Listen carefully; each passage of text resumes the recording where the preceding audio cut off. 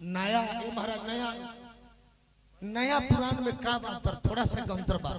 नया का जनता का बा आ पुरनका का बा टोकले है तो एक लाइन को हम बेसी ना भाई पहले मेन जान ले। आज गिरावट भइल बा तो दुइये गो चीज में आज के भोजपुरी गीत में आज के राजनीति में कौन नेताजी कौन पार्टी में कब चल जाए कोनो गारंटी नहीं। अब भोजपुरी गीत में ऐसा पाउर से पाउर सब कोनो ना बाचल जो लिखे वाला लो ना लिख दियो आ गावे वाला लोग ना गा दियो। पूरा परिवार बैठ के कहोगो गीत बाकी एक संग रुआ सुन ले सब। हां महाराज हेडफोन में लाजे लागो तो सुन ला। देखी नु पुराना सुनी पहले 1 लाख के भी माटी के घर बनी 50,000 के घर बनी तो ऊपर लिखाई शुभ लाभ स्वागतम ना जी। ये बड़ा 10 करोड़ के बिल्डिंग लिखा था तो परसेंटेज निकल जाता सावधान अंदर कूदते हैं। अंदर जरा मना है। अब बताएं वह बतिया अगर पूछ दिया जाओ घर के गार्जियन से क्या इसमें खाली कुत्ते हैं तो गोली चली कि ना चली अरे गोली का लोग मुआ ना जी। हां जी नयका पुरानका विशेष का बात दो देवता लोग से दुगो लगावत है। एगो शंकर जी से कहले रहला सवनवा में ए भोला बाबा हीरो वाला फील दो अपन मई जटा छील दो मुर्गा कटवा लो बुरबर कही चलो छोड़ो सब बात माई के दरबार में चले चला। फिल्मों में आज के बबुआ पहले के फिल्म में दिल्ली आसमान का अंतर बा। पहले के भोजपुरी फिल्म कैसा रहे कैसा रवि किशन जी के बेरा जी आज भी वहाँ के संसद बोलने बने सीता मैया गंगा मैया ये गंगा मैया तो है पियरी चढ़ाई बो पलम प्रदेशिया दुल्हा गंगा पार के गंगा जैसन भौजी हमार हो। ये बेरा के फिल्म देख ली तू हमार हो तू हमरे से बियाह करबू तोरा फिल्म में लिखल होई तो होई कि तारा माई के भाड़ा भागला देवरा बड़ा सतावत हां देखी के करा के तारा बाबूजी के अब ओह बरा के एगो फिल्म रहे ओकर गीत रहे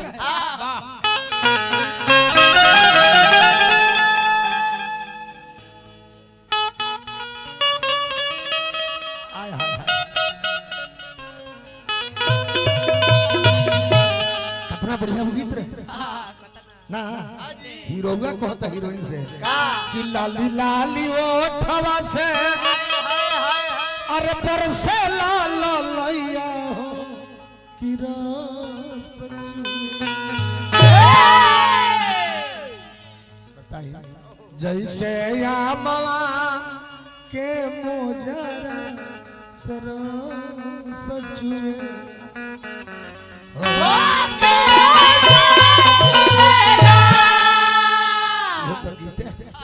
लेकिन हम बहुत तरह यही पर बोलती यही पर बोल दो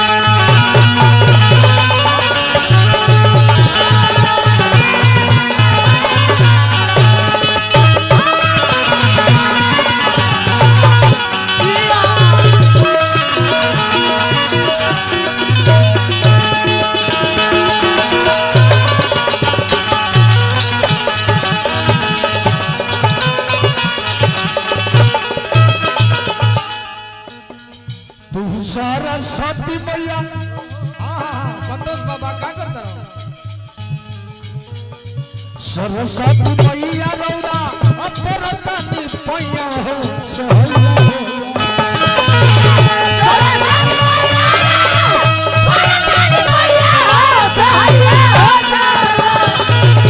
सरस्वती मैया रौरा अपरतानी पैया हो।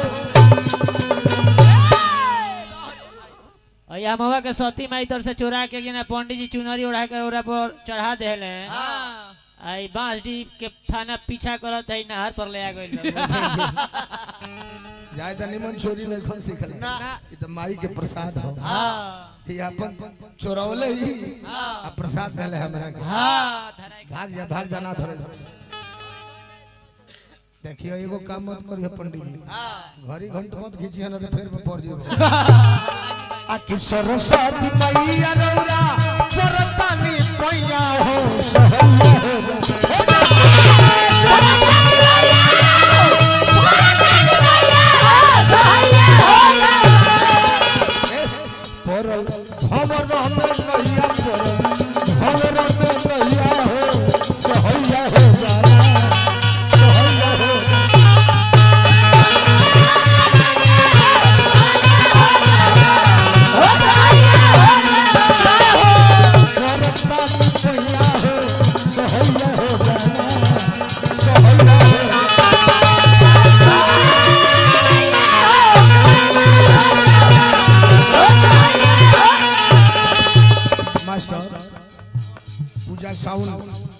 सौजन्य और प्यार से बड़ा गांव हमरा हजारों हजार रुपया पुरस्कार मिलल बा। हम बाबा विश्वकर्मा जी से प्रार्थना करब ए साउंड खातिर कि जब हमने के आई से क्षेत्र में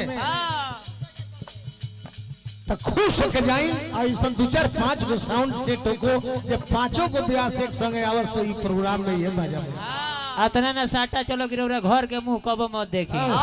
घर से मुंह करखी लगा जाई। ई कहसन कि साटा चलो दिन में घरे रहे रात में प्रोग्राम उल्टा बोलत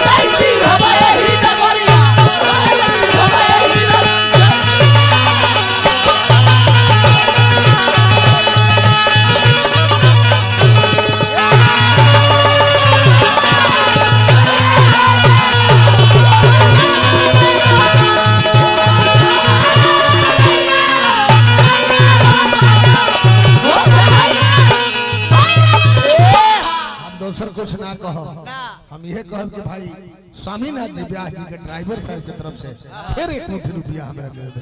जय हो हर हर महादेव। तब कहले कि ए माई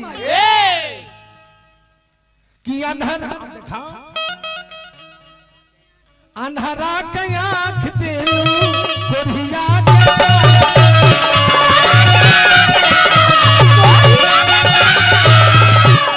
माई राउर कृपा होला तो गूंगा बोलेला। भाई जी कनिया के राउर कृपा होला तो पत्थर पर भी दूब जामेला फूल खिलेला। माई राउर कृपा होला तो गूंगा स्वर में बोले लागेला। लंगड़ा जौन बा पहाड़ पर चढ़ जाला आंधर बैठ के फिल्म देखेला।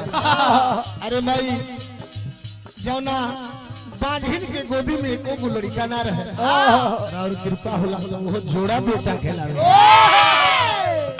अंधारा के रात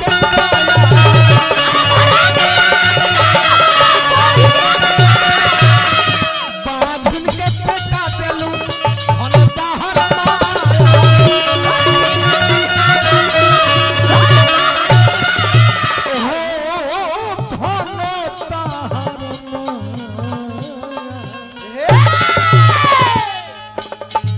कमला मिश्रवा बाई हट न गोवैया हो सोहैया ना हम ज्ञानी है न बुद्धिजीव है। तार जितना दुनिया में बेटा व्यास बाड़े तो सब में हम 1 नंबर दुर्बल भाई। 2 नंबर तो दाते काटेलन सो। कमला ना बनवा तार तेरा कचरा नवा हो